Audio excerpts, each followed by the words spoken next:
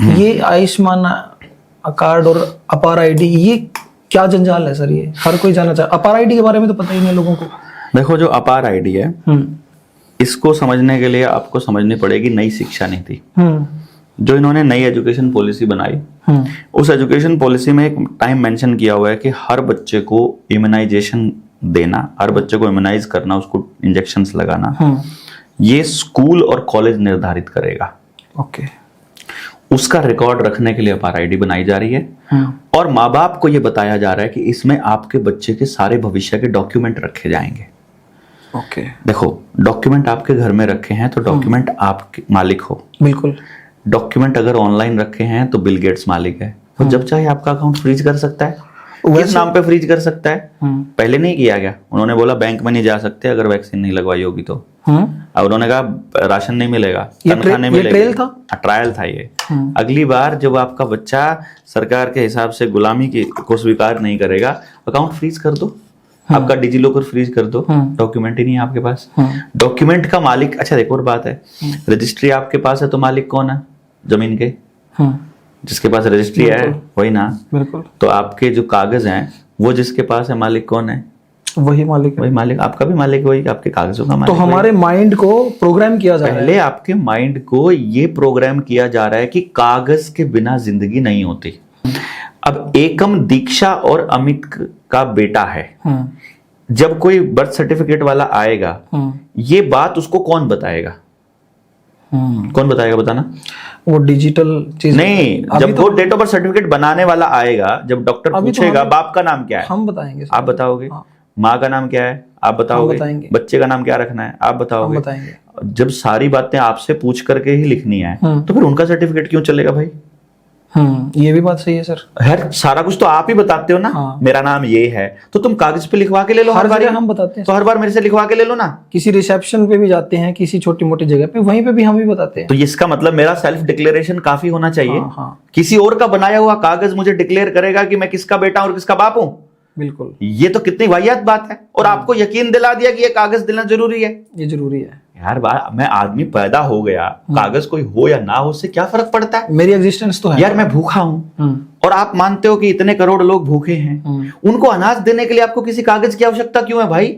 बिल्कुल। रोटी देने के लिए आपको पता है कि वो भूखा है, और फिर गांव में आप उस कागज पर तो भरोसा कर रहे हो, आप उस अंगूठे पर तो भरोसा कर रहे हो, गांव के सरपंच पर भरोसा नहीं कर रहे हो, गांव में उसके पड़ोसी पर भरोसा नहीं कर रहे हो। कितना बड़ा प्रोपेगेंडा है, समझ नहीं पा रहे। आपको आयुष्मान कार्ड किस लिए दिया गया? क्योंकि आयुष्मान कार्ड के जरिए आपको बताया गया कि 5 लाख रुपए तक का खर्चा जो है, ये तो अपार आईडी का है। अपार आईडी आने वाले टाइम में आपके बच्चों को केवल और केवल वैक्सीन लगाने के लिए और कंट्रोल करने के लिए इस्तेमाल होनी है। उससे ना कोई डॉक्यूमेंट का लेना देना है, ना कोई उससे किसी नौकरी का कोई लेना देना है, ना कोई जॉब एप्लीकेशन का कोई लेना देना है। आधार वो तो एक बैक में है बस खाली। आधार शुरू में बना था जैसे, किसी को नहीं पता था इसका क्या किस लिए है, अब पता लग रहा है। आज हर चीज कनेक्ट हो गई आधार से। आपका पैन उससे कनेक्ट है आपकी, और वो तब भी बोलते थे जमीन, आपकी हेल्थ, सब कुछ आपकी गाड़ी के कागज, बैंक के कागज, ITR, पैन नंबर, आपका पेट्रोल का, आपका क्रेडिट कार्ड, आपका बिजली का बिल, पानी का बिल, रसोई गैस का बिल का कॉपी, जितना सब कुछ, प्रॉपर्टी ID, फैमिली ID सब जुड़ गई। अगली बार जब आपको अगली वैक्सीन ठोकनी होंगी, जबरदस्ती लगानी होंगी, तो केवल आधार बंद कर दो, केवल अपार बंद कर दो। इधर से जो आपका आयुष्मान कार्ड है, आयुष्मान कार्ड पे आपको भरोसा दिया कि आपको 5 लाख रुपए तक का इलाज फ्री होगा।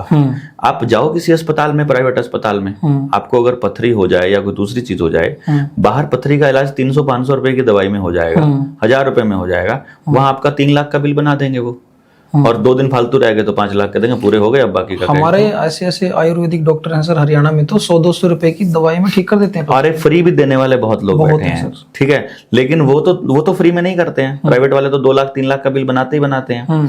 2-3 लाख का बिल बन गया, 2 बार घर में कोई गया, आयुष्मान यूज हो गया। अब कहाँ जाओगे? वो बोलेंगे अब जाना पड़ेगा सरकारी अस्पताल। लेकिन तब आयुष्मान बनाया था ना, वो इसलिए बनाया था ताकि लोगों का ध्यान सरकारी अस्पताल से हटकर, मतलब कम्युनिटी वाले अस्पताल से हटकर वो चला जाए उस प्राइवेट अस्पताल। तो अब लोगों ने उस कम्युनिटी अस्पताल की क्या हालत है उसकी तरफ देखना कर दिया बंद। अब वो प्राइवेट हाथों में सौंपना आसान हो जाएगा। उस जमीन को बेचना आसान हो जाएगा। आपके गांव में जितनी पीएचसी हैं, जितनी सीएचसी हैं, जितने अस्पताल हैं जो समुदाय ने बनाए थे, उनका नाम भी सामुदायिक अस्पताल रखा हुआ था।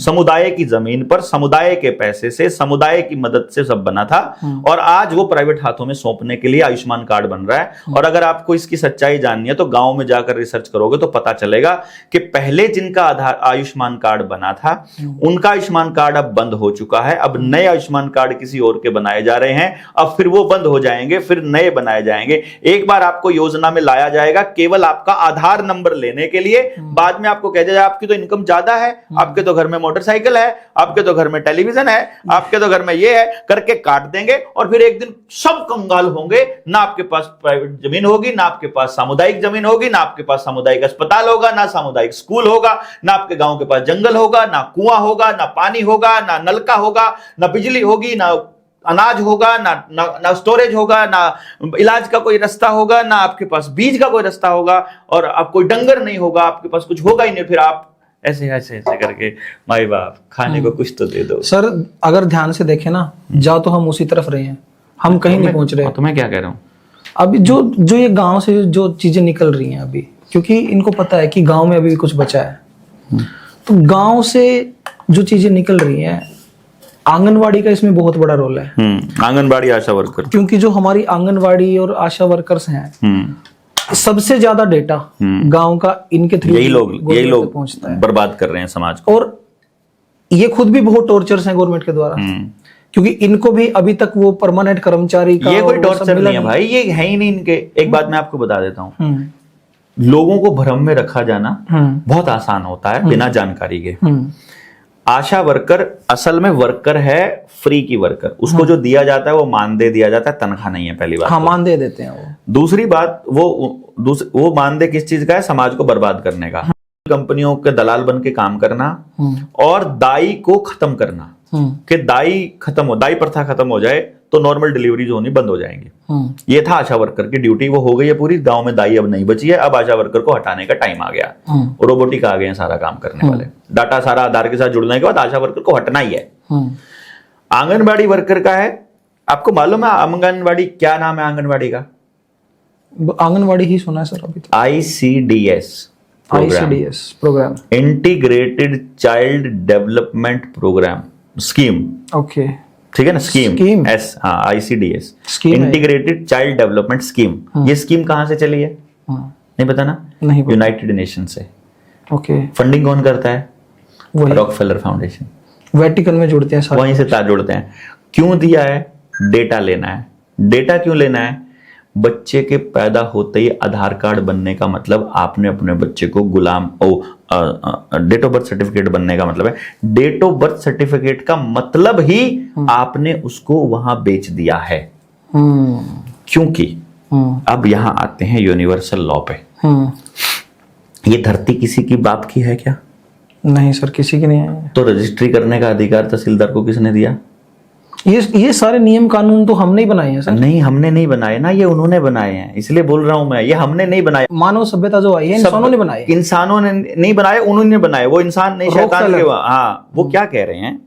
देखो, नियम, प्राकृतिक नियम क्या कहता है? प्राकृतिक नियम ये कहता है कि मान लेते हैं इस धरती पर हम 5 लोग ही पैदा हुए, पहली बार धरती पर अवतरित हुए या पैदा हुए या जैसे मर्जी हम पैदा हो गए। तो अब 5 लोग, अब हम कहेंगे ये धरती हमारी है, तो धरती के मालिक कितने हो गए? 5। ठीक है। बाय चांस छठा आदमी और हो गया, तो धरती के मालिक कितने हो गए? वो 6। तो हमारा हिस्सा कटके, सबका हिस्सा कटके उसके पास जाएगा। बिल्कुल। फिर धरती के मालिक हो गए और ज्यादा, तो हिस्सा कटता रहेगा हमारे हिस्से का उसका। क्योंकि जैसे ही आप पैदा होते हो, आपका धरती पर अधिकार हो जाता है कि इतनी धरती अब मेरी हो गई। चींटी भी पैदा होती है, उसके हिस्से का अधिकार पैदा होता है साथ में। इसी टटीरी किसान के खेत में अंडे दे देना अगर अपना घोंसला बना के छोटा मोटा, देती है। ठीक है ना, किसान उसके ऊपर से ट्रैक्टर नहीं चलाएगा कभी नहीं भी। निकाल, वो वो साइड बोलेगा से कब्जा हो चुका उसका, हाँ वो साइड उसकी जमीन है, साइड से वो किसान की जमीन नहीं बची अब। यहाँ तक कि पानी भी उसके वहां पे नहीं जाने वहां पे नहीं जाने देगा, बकायदा डोल बनाएगा, पूरे बकायदा खेत में पानी होगा, उसकी रक्षा होगी, वो अलग ही रक्षा रहेगा। होगी उसकी, क्योंकि किसान यूनिवर्सल लॉ को मानने वाला आदमी ये है। इंसानियत है। इंसानियत नहीं है, यूनिवर्सल लॉ है ये, यूनिवर्सल कि इस धरती पर आने वाले प्रत्येक जीव का बराबर अधिकार है, वो कोई भी जीव है और उसको जीने का अधिकार है। अब वो आदमी कहते हैं कि कितने आदमी है ये देखना पड़ेगा ताकि धरती में बराबरी देखी जाए। तो वो अपने मालिकाना हक को बचाए रखने के लिए वो आपसे डेट ऑफ बर्थ सर्टिफिकेट बनवा लेते हैं। Okay. Date of birth certificate बनवाने का मतलब अब आपने जो उसका धरती पर जो अधिकार था वो उसको सौंप दिया कि अब तुम इसका यूज करो। ओके। ये जो आपको फंडिंग मिलती है यूनाइटेड नेशन से, ये कैसे मिलती है? इस देश का पैसा डोनेशन के रूप में यूनाइटेड नेशंस को जाएगा, दूसरे देश का पैसा भी यूनाइटेड नेशंस को जाएगा, तीसरे देश का पैसा भी जाएगा। देखो कमाल की बात क्या है, ये कितना बड़ा गेम है, इसको समझो। मैं 100 रुपये आपको दिया, 500 रुपया हो गया, इन्होंने 100 रुपये दिया, इन्होंने 100 रुपये दिया, मान लो यहाँ बैठे 5 लोग, आपको 100 रुपये दिया और आप यूनाइटेड नेशंस हो, कितना रुपया हो गया आपके पास 5 लोगों का? 500 रुपया हो गया। अब यूनाइटेड नेशंस क्या कर रहा है, सबको 500 रुपया का लोन दे रहा है कि यूनाइटेड नेशंस चलता है देशों से मिले हुए दान से, और वो दे रहा है, उसी यूनाइटेड नेशन का एक हिस्सा है वर्ल्ड बैंक, और वो दे रहा है देशों को कर्जा।